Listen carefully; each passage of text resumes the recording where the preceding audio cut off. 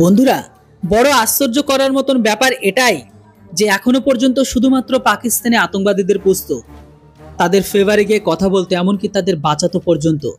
কিন্তু এখন আমার মনে হচ্ছে কিছু পাকিস্তানি এখনো পর্যন্ত ভারতে বেঁচে আছে, যে পাকিস্তানিরাই তাকে এখন ভারতের ভেতরে ফেলানোর চেষ্টা করছে। আজকে এই শব্দটি কারণে বলতে হচ্ছে, কেননা কিছু ভারতীয় লোক ভারতের সেনাবাহিনীর ওপরে সন্দেহ করছে যে ভারতের সেনাবাহিনী জেনে শুনে কাশ্মীরি লোকেদের মারছে।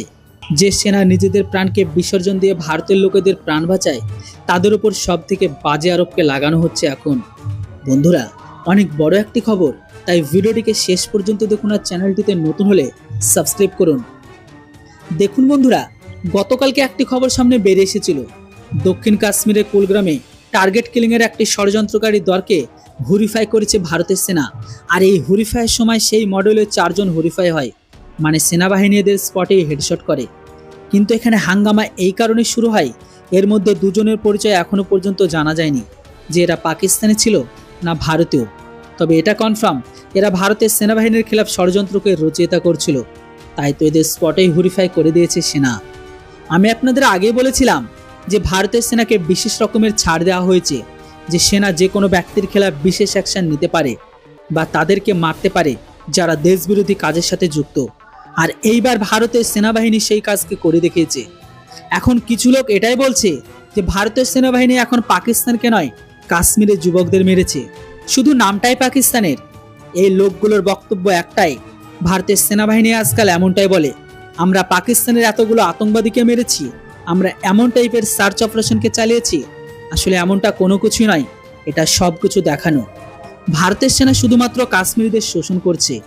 বন্ধুরা, এমন টাইপেরই কথাবার্তা কোন লোকগুলো বলতে পারে সেটা আপনাদের বলার আর কোনো প্রয়োজন নেই, কেননা রক্তের দোষ কিছু মানুষের জন্ম থেকেই গায়ে আছে।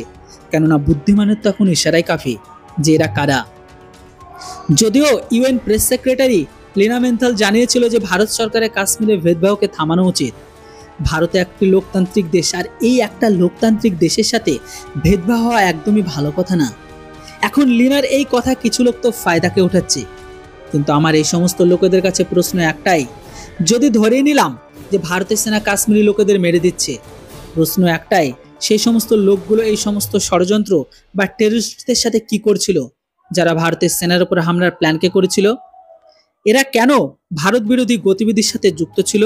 যদিও কিছু লোকের পরিচয় একদমই জানা হয়নি, তবুও কিছু জিহাদি ছিল। তাহলে সেই সমস্ত লোকেদের সাথে মিলে এরা করছিলটা কি ভাই? এর ওপর তো কেউ কখনো কিছু বলে না। ভারতের সেনা যখন আতঙ্কবাদীদের মারে, তখন এটা তারা সহ্য করতে পারে না, কারণ কোথাও না কোথাও তারাও কিন্তু এদেরকে সমর্থন করে। যদিও ভারতের সেনা প্রমুখ উপেন্দ্র ত্রিবেদী স্পষ্ট ভাষায় বলে দিয়েছে যে এই সন্দেহতে যে সমস্ত ব্যক্তিদের সন্দেহ হবে তার উপর আর কোনো দয়া দেখানো হবে না। সন্দেহ হলে সোজা হেডশট। আমার হিসেব তো একদম ঠিক, কেননা এদেরকে লাই দিয়ে আজকে এত বেড়ে যাচ্ছে। বন্ধুরা, আশা করি বুঝে গেছেন এই শ্রেণীর মানুষ কারা। আমার হিসাবে এই সকল টাইপের মানুষদের প্রকাশ্যে রাস্তায় এনে হেডশট করে মারা উচিত, না হলে এরা ভারতের খাবে আর পাকিস্তানের হয়ে কাজ করবে। বন্ধুরা, এখন এই হেডশটকে নিয়ে আপনাদের কি মতামত অবশ্যই কমেন্ট বক্সে লিখে জানান। Thanks for watching. Jai Hind, Vande Mataram.